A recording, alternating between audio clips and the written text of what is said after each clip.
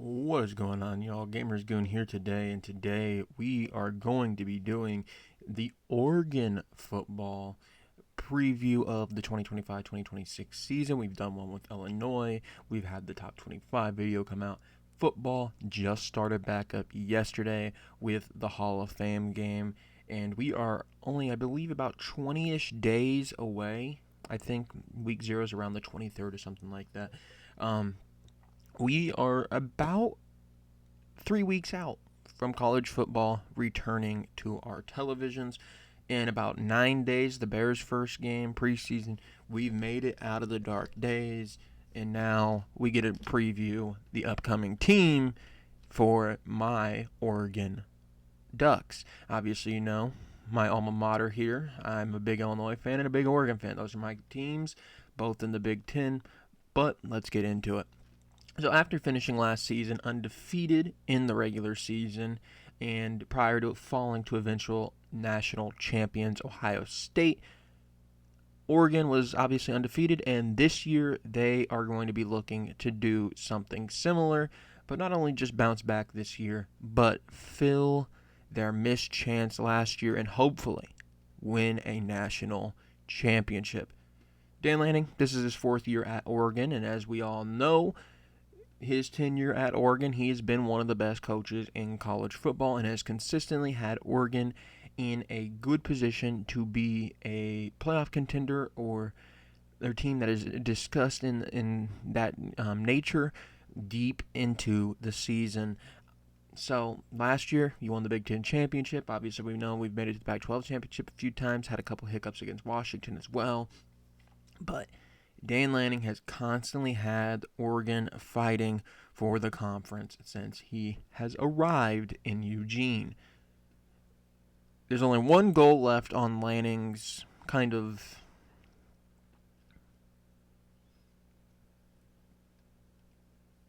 I don't know how to say it right.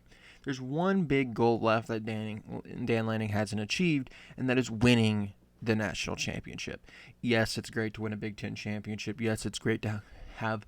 Ever since Dan Lanning's got here, it seems like he's always in the top 5 in recruiting class. By the way, yesterday landed yet another 5-star in Anthony Tank Jones. Took him out of Alabama, took Naeem Offord out of Alabama. Dan Lanning can recruit. He can recruit, and this weekend we're looking at Deuce Gerald's potentially committing, and I believe there is another 5-star in there somewhere that for some reason I can't think of his name at the moment. Um, either way, big recruiting weekend for the Ducks. Let's see if I can pull up the name really quickly. We are potentially getting Devon Benjamin, the DB, the 5-star DB. But anyways, this is about the 2025-2026 season. Obviously, you know, there's a lot of buzz around one of the most contended position battles in camp at the moment, and that is the quarterback competition that is brewing down there, or well, I guess up there in Eugene from where I am. Where have we heard that before? Where have we heard that there's a QB battle brewing? I don't know. I could think about 4-ish years ago when Bo Nix first transferred. A lot of Oregon fans were on the Ty Thompson train. Now, granted, that train didn't work out, but there was a lot of questions from fans whether or not Bo Nix would be the starting quarterback going into the season. He was, and obviously we've seen that it was the right call. Bo Nix became a first-round pick. He looked really good for the Broncos last season.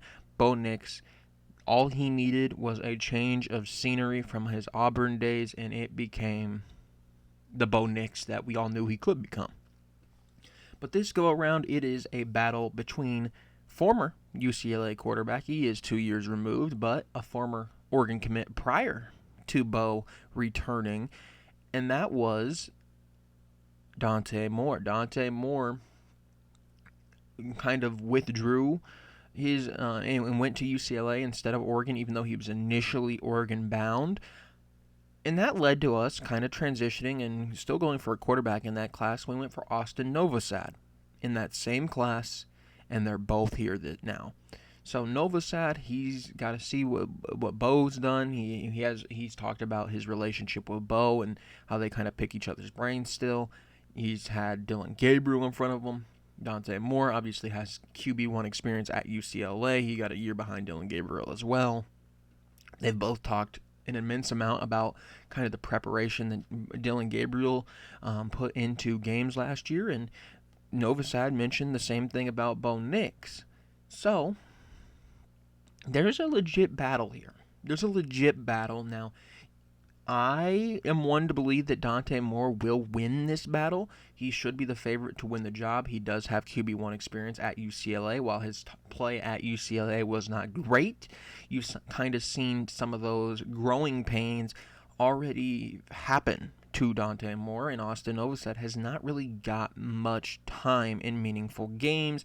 I think he has played in a few of those blowout games early on in seasons. In the spring game, he really stands out, but I don't think he will end up winning this battle ultimately. It kind of seems to me like Dante Moore will be the QB1 for the first snap against Montana State. However, Novosad is a guy that I think is perhaps the best QB2 in the country. Tons of talent.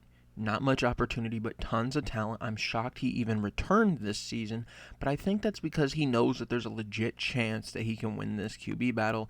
And even if not, I could see a situation where Dante Moore plays himself into the draft this season, and Novosad would be the QB next season, finally getting his crack at things. They both were highly rated recruits. They both are guys that I'm shocked that came back to Oregon behind Dylan Gabriel in Novosad's spot. I'm shocked that he is going into year 3 at Oregon with another QB competition without really ever getting a fair shot at the number 1 spot, unless he thinks he can beat Dante Moore out in camp. But it's hard for me to imagine that Novosad and Moore have some sort of big gap in between them. It really is. I think the both of them have really good chances at being QB1. I do lean Dante Moore.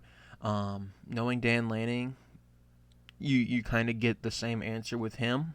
You ask about a QB1, we're gonna battle it out in camp, and the best player is gonna get the spotlight. He's not gonna give you, hey, Dante Moore or hey, Austin Novosad is our QB1. That's not the kind of guy Dan Lanning is. Sometimes he likes to be vague. He doesn't want to show his cards to his opponents, and I expect Dante Moore to be QB1, and I've made my stat prediction for the QB position based off of Dante Moore, who at UCLA threw for 1,600 yards, 53%, 11 touchdowns, and 9 interceptions. And when you look at Lanning and Will Stein and what they've been able to do the last couple years, QBU. I'm telling you, Oregon is QBU. You come in, they completely retool you and put you in positions to succeed. Bo Nix, you look at him, completely turned around his career. Dylan Gabriel became a third-round pick. Both things that at the time of them committing to Oregon, probably not the highest. That you probably, if you told me before he committed that Dylan Gabriel committed to Oregon that he'd be a third-round pick, probably was a long shot. Bo Nix being a first-round pick probably was a long shot, but both of those things happened because Dan Lanning and Will Stein, and when Bo Nix was there as well, Kenny Dillingham, all know how to put guys in positions to succeed, and I don't think that will be anything different with either Novosad or Moore, whoever becomes the guy here. But I look at Moore. I think he perhaps has the best physical skill set out of any QB Dan Lanning has had. He is 6'3". I believe he was saying in one of his pressers that he hit 21.5 miles per hour on his speed goal. He wanted to get to 21. He got to 21.5. That's really good, really fast. Dante Moore, probably not the biggest runner. He's not going to be like a Dylan Gabriel or Bo Nix where he's going to scramble nearly as much. I think he will be more of a true passer, but that is something that is in his game. And you look at somebody like a Justin Herbert, when he did pull out the run game for Oregon, it added a completely new layer that not very many teams got to see. I think he did it against Wisconsin.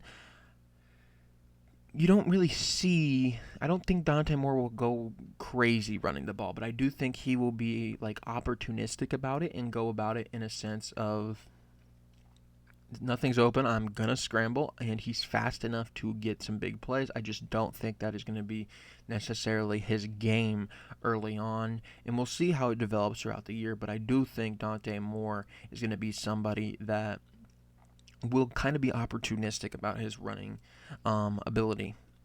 So, with that being said, if I'm going to have to place a guess on what I think, assuming Dante Moore is the QB1 for this team, I would guess his completion percentage would probably be in the 60s. I know 53 to 60 is a big jump, but I look at kind of how this Oregon team has put people in position to succeed. He's going to have some quick passes. He's going to throw some slant routes. He's probably not going to take, he'll take shots down the field, probably to DeCorian Moore. But I think really you're going to put him in situations where it's easy for him. It's not asking too much to throw into too many tight windows. I do think that the talent at Oregon is much better than what the talent was at UCLA when he was there. I do think he'll be somewhere in that 60 to 65 range for completion percentage, and I do think he'll get to about 3,000 yards. Kind of hard to predict Dante Moore, though, since he is not coming off of a great UCLA career 2 years ago, and then he obviously sat last year. Same thing with Novosad. It's kind of hard to imagine exactly what to expect out of these guys, because some of these guys, you look at a ton of experience, okay, they're about going to be around this number. Better team, you could probably adjust it a couple more. 1,600 to 3,000 is a big jump. 53 to 60% completion is a pretty big jump. Touchdown wise, I do think it'll probably be somewhere in the 20 touchdown range. Interception wise, I'm hoping is less than the 9 interceptions. I'm hoping it's around like 8, preferably lower than like 5, but I don't think. I think there will still be some interceptions there, but it's kind of hard to predict. But young QB room. I know Novosad said in one of his pressers, he's like, I'm kind of the veteran of the group. That's crazy. That's crazy, right? Because like we just remember him getting recruited. He hasn't really had a crack at a starting role, and he's a veteran in the group. Like it's his 3rd year. Same thing with Dante Moore. Obviously you also got some of the other guys that are going to be behind him. Achilles Smith is one of them as well. So we'll see. We will see for sure what that QB position is going to look like for Oregon this upcoming season, but I do lean the way of Dante Moore. A position that kind of leaves a lot to the imagination, especially after Evan Stewart going down this summer, is the receiver position. I do believe at some point later in the year, Stewart might be healthy enough to play. It is going to depend on whether or not Oregon is playing extremely meaningful football. I don't think if Oregon is like a 2-loss team, kind of hoping to make the playoffs, I don't necessarily know if Evan Stewart's going to play then, because it is a big risk for somebody to return from injury after having such a major injury that's going to take him out for most of the season. But if they are playing, like, it looks like they're a playoff team and it looks like, hey, Oregon can really do this thing, I think Evan Stewart might be, because his timeline, kind of with the injury, it seems like it kind of would slide in there towards the end of the season, potentially being able to return. He might be able to. I don't know. I don't know if he will, but he could potentially make it back this season. Then you look at kind of the other guys from last year. Tez Johnson's gone. Trayshawn Holden is gone. Terrence Ferguson, who was big in the pass-catching game, is gone. And without Stewart, that leaves no really big receiving options from last year available. The best from last year in terms of most productive returning is Justice Lowe. Justice Lowe is somebody who, over the course of his career at Oregon, has seen an increase in play every single year. He has kind of carved out a role for himself late last season as one of those reliable, like, 3rd or 4th receivers to go to. They do also have some I was looking at the name, some veteran experience with Gary Bryant, not Getterin is what I was going to say. I was looking at Gary, and then I looked at the word veteran on my notes here. But Gary Bryant didn't play much last season, was hurt, looks healthy, should be one of those top 4 receivers as well. I don't know how much of a factor transfer from Florida State Malik Benson's going to be. He's coming off of a 300 yards season. Another guy that's going to have to show a major jump to actually be like one of those top 3, top 4 receivers in Oregon, or is he just going to be kind of in the Justice Lowe rotation of last year, and Justice is going to pick up because obviously he's had some years in the system. Then I have a big old group of guys here with you take your pick with all the returnees. Jeremiah McClellan, an uber talented player that was in last year's recruiting cycle. Jerion Dickey, 2 years ago recruiting cycle. 2 really big receiver recruits. Dylan Gresham from last year's recruiting cycle. And I think he's coming into his third or fourth year here for. No, I think it's his fourth. I think 4th year here for Kyler Casper, who we've seen at times big, tall receiver, a guy that I figure could be fit into some plans here. All guys loaded with potential and talent, not all guys that have had significant roles yet on this team. I named all those guys that could have roles in this team with McClellan, Dickey, Gresham, Casper, but we haven't even talked about the likely receiver number 1. I know a lot of people were like, you're talking about all these receivers, you haven't even mentioned him yet. Yeah, Dakorien Moore. Let me tell you this. I was Googling and doing some research for this, right? One of the names that popped up as a comparison for Dakorien Moore was Ja'Marr Chase and Odell Beckham Jr. Ja'Marr Chase being the one. Ja'Marr Chase was one of the best receivers in college. He was one of the best receivers in college, but he's one of the best receivers in the NFL. If Dakorien Moore is like Ja'Marr Chase, we have got a good one. He turned heads as one of the best high school recruits last season. And with Evan Stewart going down, it is not like, hey, you're going to be the receiver 2. You're going to have to work your way into receiver 1. No, it's going to be a Ryan Williams, Jeremiah Smith situation. You're receiver 1 on the first snap of the season. Dakorien Moore will be receiver number 1 for the very first snap of the season. I can almost guarantee it. High expectations for a guy coming in as a true freshman, but the moral of the story is when you have the talent, you are going to play. And he is a guy that has the talent, and he will play. So, if I had to give you a guess kind of on the top 4 in that receiver rotation, the guys that I would expect to have the biggest impacts this season, Dakorien Moore would be number 1. I think Gary Bryant and Justice Lowe would either be number 2 or number 3. You can flip them either way. And I think Kyler Casper will be at least heavily involved, kind of a big target. I don't really know what to expect out of some of those other returnees, McClellan, Dickey, Gresham. I think they'll get involved. Somebody here will probably step into the Justice Lowe role from last year of just coming in when we need a guy to go in there and deliver. And then you also look at Malik Benson, which I truly don't know where he fits in on this team. A guy that has experience, obviously, from Florida State, but a guy that it's kind of hard to predict how he's going to fit into this team based off of all the receiver talent we do have. So, yes, you lost Evan Stewart, kind of the premier guy. You get another one into Dakorien Moore, and you have a lot of good options as well in that 2 to 3 range. Because I'm going to be honest. You could throw the names Justice Lowe, Gary Bryant, Malik Benson, Dickey, McClellan, Gresham, Casper.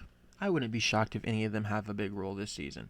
If you told me Dakorien Moore was number 1 and McClellan was number 2, I wouldn't be shocked. Dickey, same thing. Gresham, same thing. Casper, same thing. Malik Benson, I'm going to be honest, I don't know what to expect there, but I wouldn't be shocked if he does factor in a lot this season. So we're going to see. We're going to see, but I do think that all the receivers I did mention have decent chances. They're going to have a good fall camp, but they have decent chances to come out of this camp with a big role in the offense. Even some of those guys that we didn't really talk about too deeply, McClellan, Dickey, Gresham, I think they're guys that they have the talent. If they can put it together in fall camp, they could come out with a role. Then I look at the tight end room. Obviously, it's going under change. No Patrick Herbert and obviously no Terrence Ferguson. They're both gone. all the attention goes to last year's Big Ten championship flashy play of the season, Kenyon Sadiq. He's clearing away the number one tight end. I know we brought in Jamari Johnson as a tight end. Roger Saliapaga is another guy that Dan Lanning has spoke highly of at one point. I think 2 years ago was not this like one recruiting cycle ago was one of the top tight ends in the country, highly coveted tight end, big time playmaker with his hands, good receiving tight end there in Roger Saliapaga. But Kenyon Sadiq, this guy's a dude. Now, if you don't know what I'm talking about, I mean, like, this guy has it. If there's a tight end in the country that is better than Kenyon Sadiq, I can't think of him. Like, that is how talented this guy is. Everybody has said it like, oh, this guy's the best tight end in the country. Like, best tight end in the country, best tight end in the country.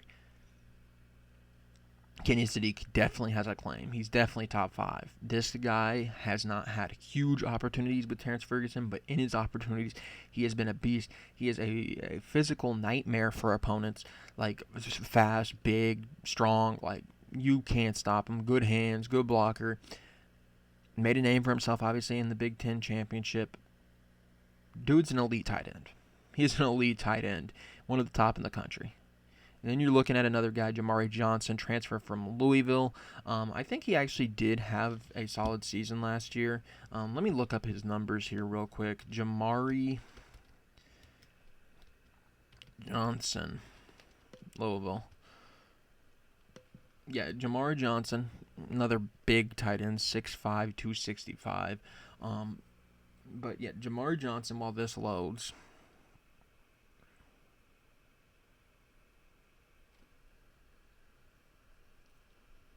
averaged about 12 yards a catch. 12 yards a catch, 1 touchdown. Only about 158 yards. However, you're looking at another guy that has had some experience, but also a guy that is going to be taking that Kenyon Sadiq role.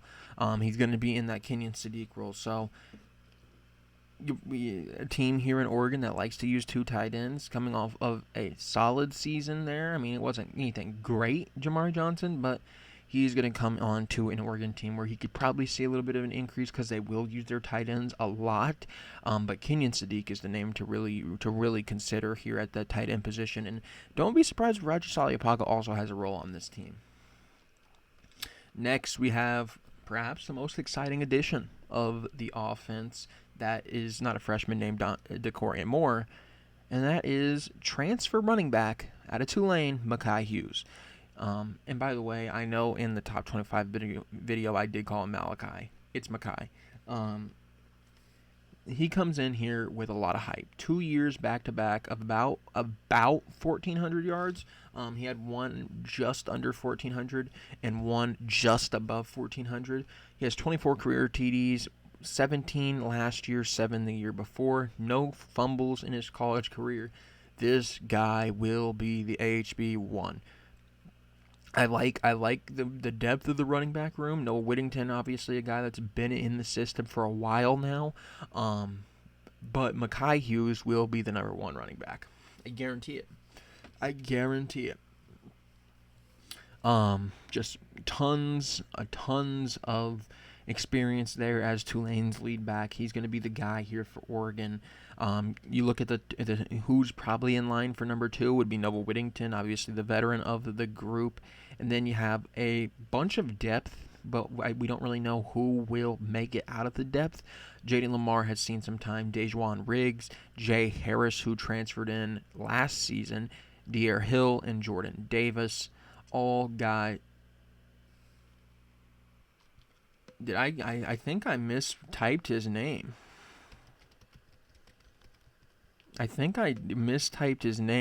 Yeah, I did. I did mistype his name here. Jordan Davison. I was like, that's not right. Jordan Davis is not an Oregon player. I was like, yeah, I'm pretty sure it's Davidson. Yeah, but Jordan Davidson, all guys that are going to be trying to break into the rotation, probably for that HB3 spot. I think Lamar would probably have the best chance there, but Riggs, Harris, Hill, Davidson, all guys with tons of talent that could potentially make some noise at that spot. Next, we get to the offensive line, and for the most part of Dan Lanning's career, the offensive line has been pretty good. I know they had some bad games last year. You do return Poncho at center. That's the only guy from last year's starting offensive line that returns. Now, you do return Matthew Bedford at right guard, who was injury-plagued last season. He got a waiver. He will be the starting right guard this season. And watching him speak, like, this dude knows, like, hey, this is gonna be a good year for me. Like, if you've seen some of the interviews with Matthew Bedford, I would run through a wall if I'm his quarterback. Like, that's, you gotta trust for that guy.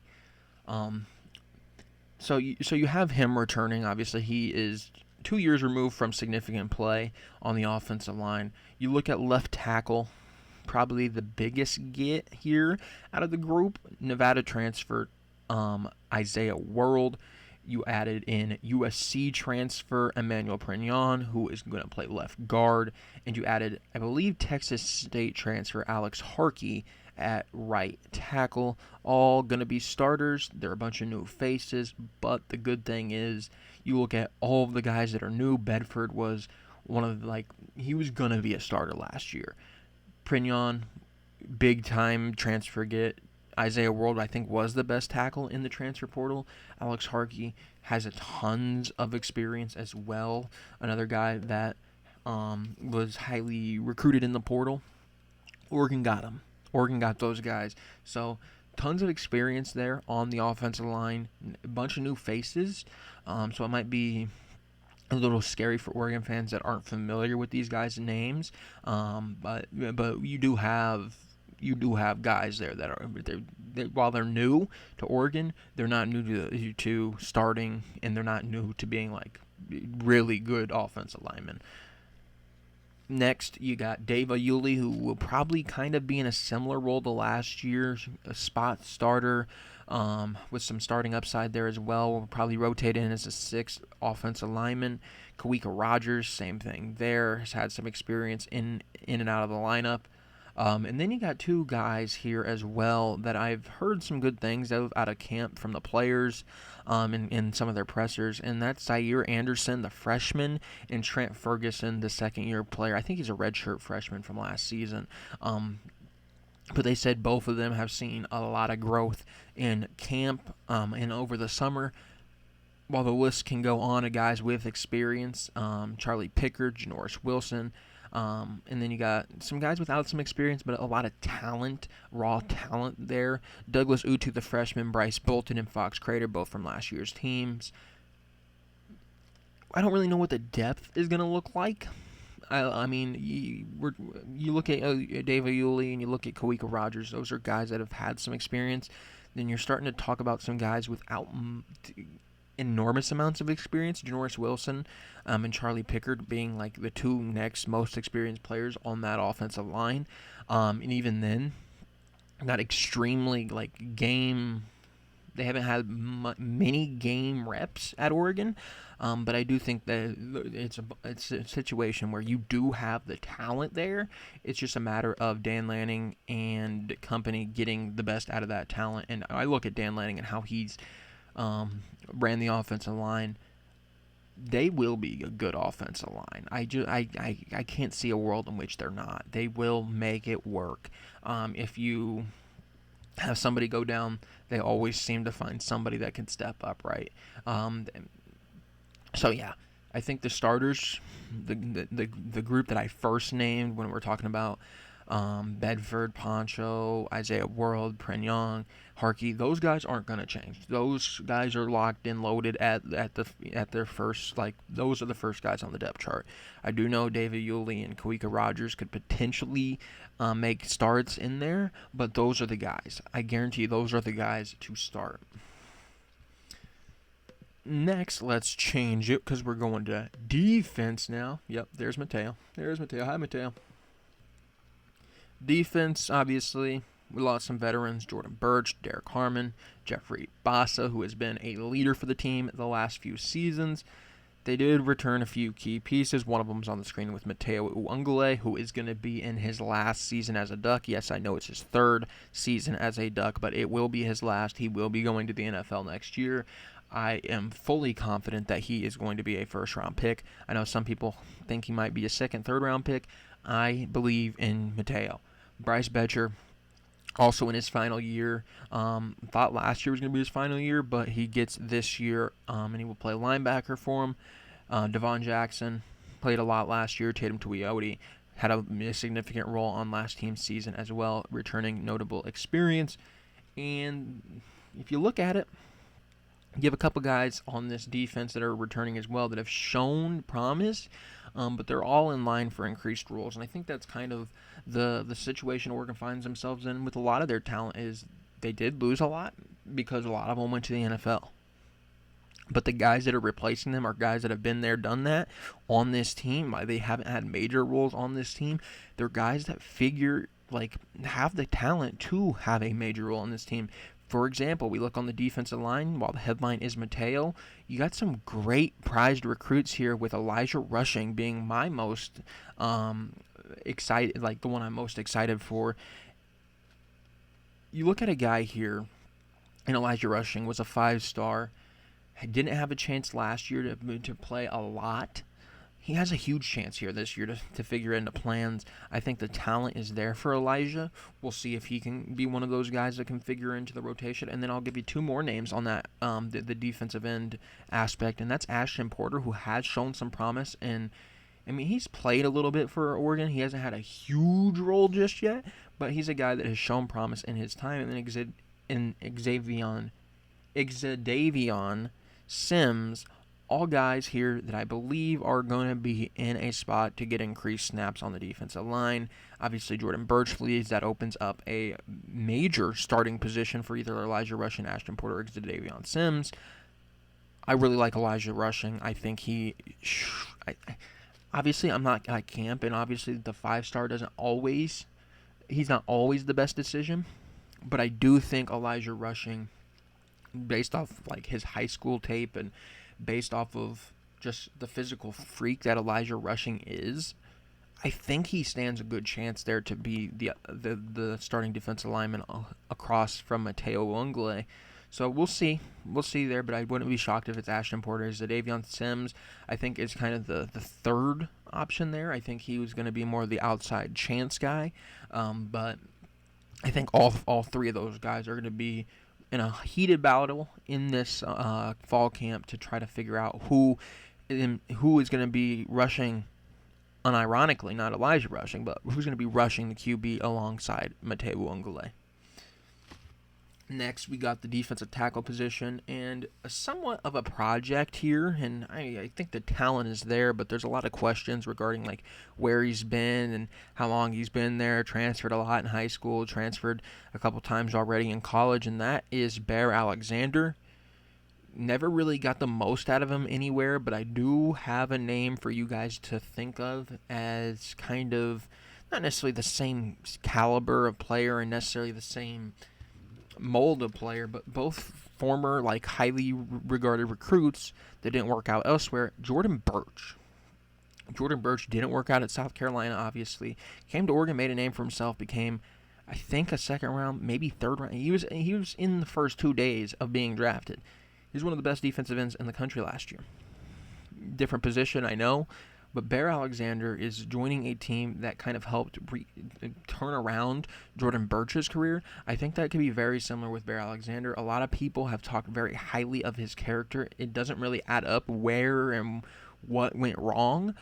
So this is a situation where Dan Lanning has kind of a project on his hands, and if he can keep Bear Alexander playing football, that's the thing that got him last year. He entered the portal or stopped playing or whatever after a couple games last year. I don't know what happened, and it doesn't seem to be like a hugely Bear Alexander's fault. Nobody like blames him. Coaches rave about him. It's just things didn't really work out. Nobody really knows what's going on there. if Dan Lanning can keep Bear Alexander on the field, I think it could be a turnaround situation like you had with Jordan Burch. Does he stay another year after this? I don't know. It depends on how good of a year he has this year. Other than Bear Alexander, Aiden Breland, a guy that Oregon fans should be familiar with, has gotten some time here and there.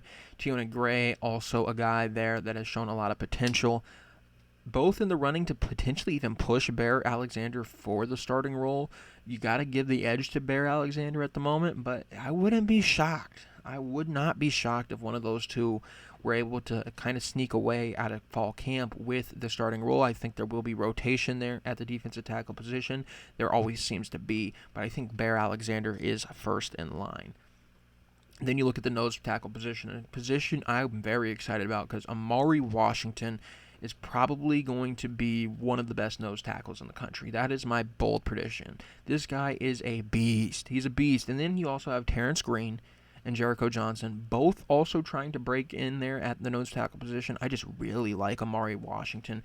Really big guy, a guy that I think will be a nightmare for opposing offensive lines. If you get him, Bear Alexander next to each other, and you put Elijah Rushing and Mateo Wangley on the edges, I mean, you could throw in Ashton Porter in there instead of Rushing, or even Davion Sims.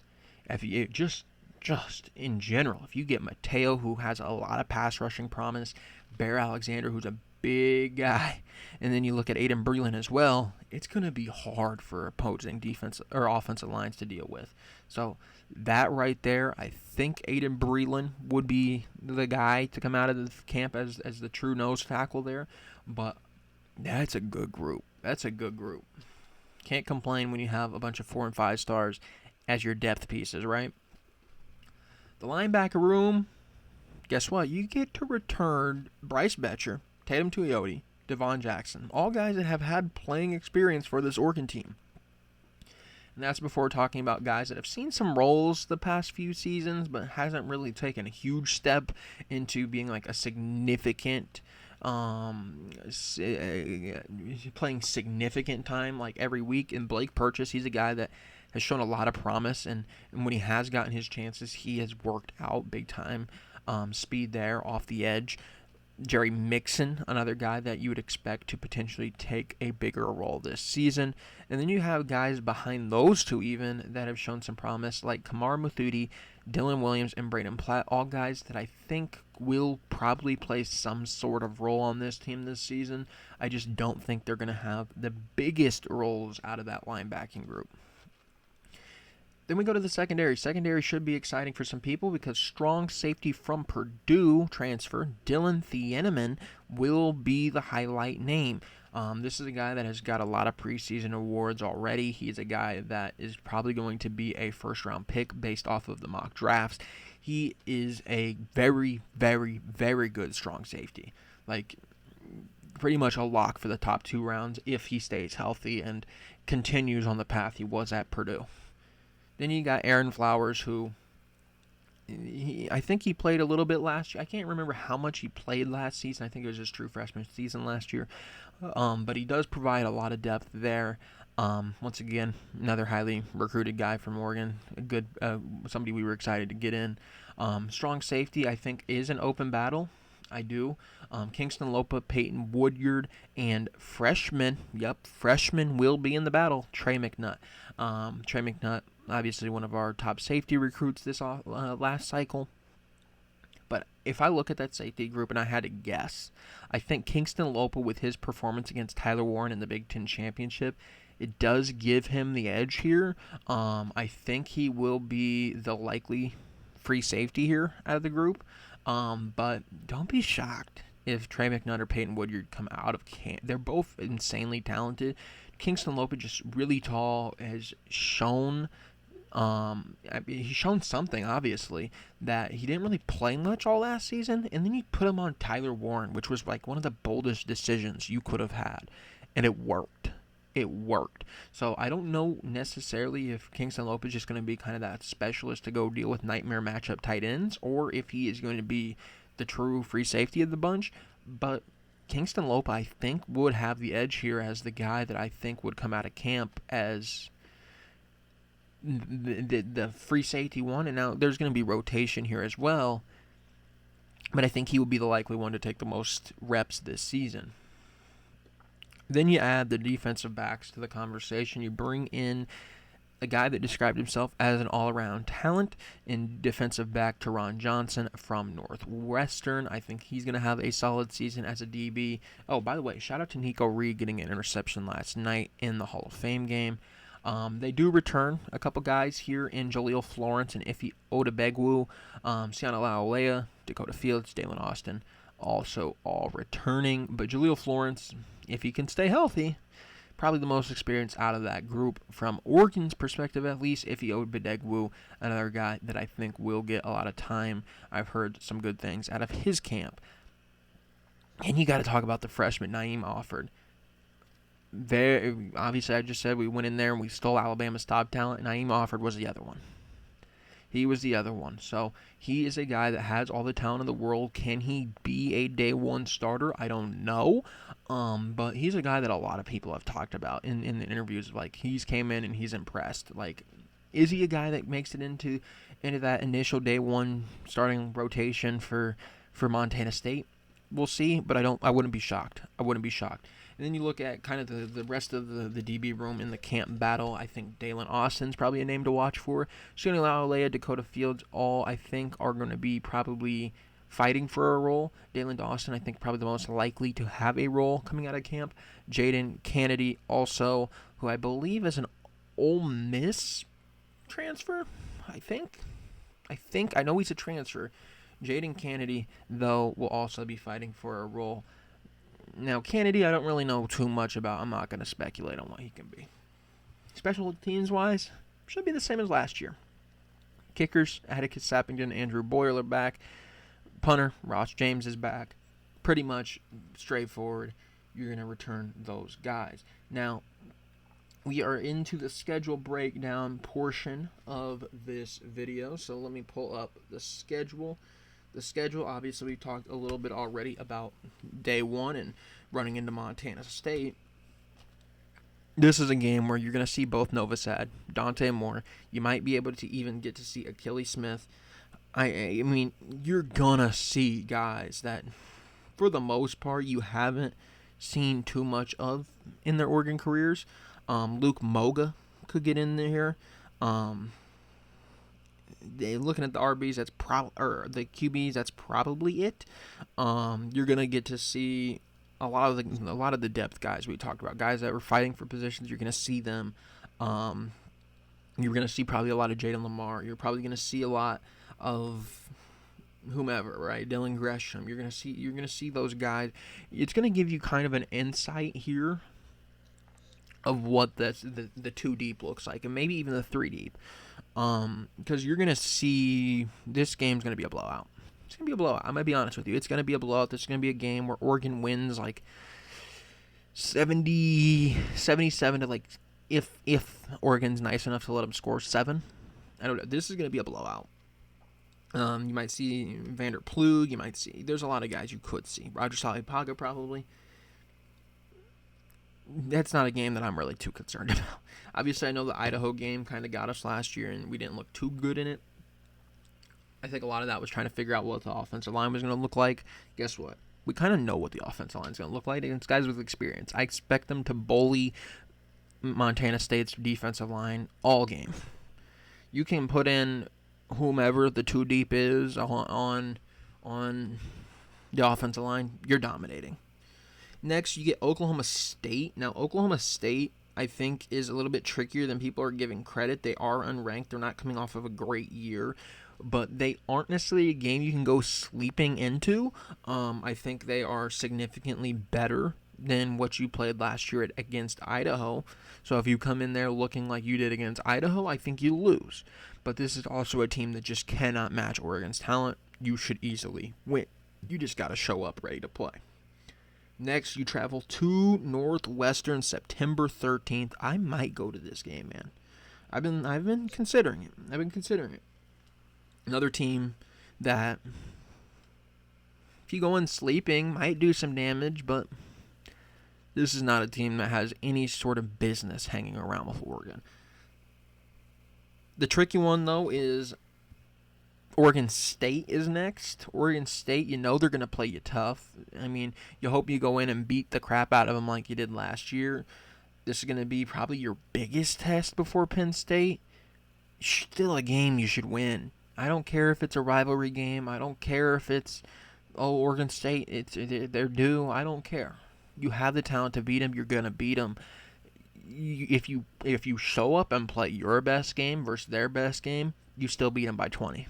That's how talented this Oregon team is. That if they just go in and handle business, these teams won't play close against them. But we saw them not handle business early on last year against Idaho. So you're gonna have to come in. You're gonna have to show that you can handle business, and then we'll be talking about this Penn State game at Penn State. Whew, man, this game here at State College. Revenge game situation. You beat them in the Big Ten championship. They did make it further than you in the playoffs, but whiteout game, biggest game of Dante Moore / Austin Novosad, whoever it is, career to that point.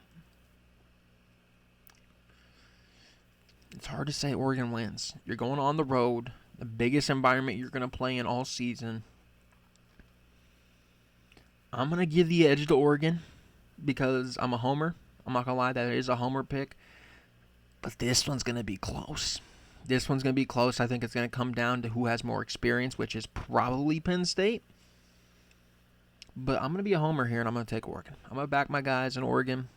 But I think this one's going to be a tricky one. I really do. I think this is going to be the hardest game of the season for Oregon. I look at Drew Aller. I think he saw some things in that Penn State game that Oregon game in the Big Ten championship that he was able to take advantage of. Now, granted, you shout out Nico Reed again, got a winning interception in that game, but I do think there's some things that Penn State has an advantage on offensively, not defensively, offensively against Oregon. You look at the running backs, they're the same ones. You look at the receivers, I think they've added a few now. Drew Aller, he is back. They did lose their nightmare matchup there in Tyler Warren, but I'm sure there's somebody else waiting. It's going to be a tricky one. Against Penn State for sure. But I'm gonna give Oregon the edge. Next, we play Indiana. I don't know who Indiana plays up until this point. Let's see. They play Illinois. They play Iowa. Two teams that could beat them. If Indiana was not exposed for being frauds just yet, I assume Illinois would beat them. But if Indiana, for some reason, comes into Oregon still undefeated, this is where it ends. Indiana and Oregon are two completely different talent levels. You look at Indiana, why'd they win last season? Because they had a slightly easy schedule. A lot of people have been talking about it. It's an easy schedule. Oregon and Indiana don't belong in the same conversation. Oregon will win. Next, you got Rutgers on the road. Not necessarily a team that, once again, you should be concerned about. Should easily win. Can't go in sleeping, though. Wisconsin, I think really the tricky games here for Oregon start to come up quickly. Wisconsin, it was kind of a popular pick last year to be one of the Oregon upset games. Didn't happen. This one's in Eugene. I don't think it will happen either. Iowa is your next game. They're a really good defensive team. This one's at Iowa, so it does get a little tricky there as well. I do think you're better. I think you can score more. I don't think Iowa will do anything offensively. You should win. Minnesota, another team can't sleep against, but you should beat them. You should beat Minnesota. USC gets a little tricky, but it is a home game as well. USC has talent. They just haven't really been that good. And then you look at Washington. Yet again, similar situation to Oregon State. You have a big-time rivalry. You never know what can happen in those games. So, best case scenario, if you beat Penn State, you're going undefeated. Worst case scenario, I think you lose to Penn State. You have one loss. Nightmare scenario, you lose to Penn State, and you lose one of that group of Wisconsin, Iowa, Minnesota, USC, Washington in the home stretch of the season. Now, worst case scenario is like you lose to Oregon State or one of the top 4 games of the season. I don't think you should be losing any of them, but Oregon should, knock on wood, be in a good situation this year. I think they will be a playoff team yet again. I do think there will be some struggles at some point. I don't know if that's going to be the Iowa game or much earlier than the Iowa game. I'm just saying it's because it's a good defense. There's going to be QB struggle at some point. And we saw it last year with Dillon Gabriel, who was a long-time starter in college football. At some point, Dante Moore or Austin Novosad, whichever one is the QB1, is going to have to answer some questions about turnovers and if he's processing things right, or if he's taking sacks, too many sacks. There's going to be something that comes up at that QB position this season where you're going to see a sliver of doubt. We saw it last year with Dillon Gabriel. And guess what? We had an undefeated regular season. We beat Penn State for the Big Ten championship. And then we had a long time off against a team that just played in Ohio State. I don't think if you run into Ohio State, you would have lost. Ohio State, though, not the team you want to run into after having some time off. Either way, can't change what happened. But I want you to be okay with when early in the season, or even maybe in the Montana State game, where Dante Moore and Novosad goes deep early on and it gets picked off, don't get too flustered. It's going to be okay. It's going to be okay. Dan Lanning has got this in the bag. Oregon will be all right this season. We'll be all right. We'll be playing meaningful football down the stretch, and that's what matters most. Anyways, thank you for watching, and I will see you all next time.